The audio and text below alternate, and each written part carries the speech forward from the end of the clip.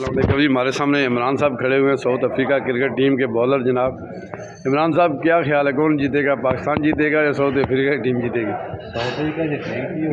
अच्छा, नहीं sir, overall जो है वो पता है, पाकिस्तानी टीम भी अच्छी है, साउथ अफ्रीका की टीम भी अच्छी है, तो आप क्या समझते हैं? टीम अच्छी है लेकिन ऐसे ही मिशन पे आए हैं। अच्छा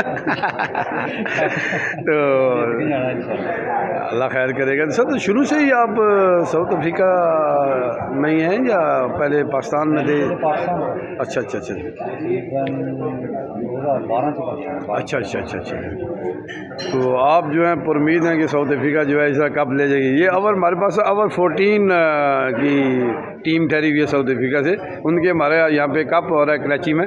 तो अब देखते हैं सर, ओवर 40। तो अल्लाह खैर करेगा, देखते हैं जी। अल्लाह बेस्ट ऑफ लक सर, उम्मीद है जी आप। तो thank you sir, thank you. आप तो 35 साल के लगते हो।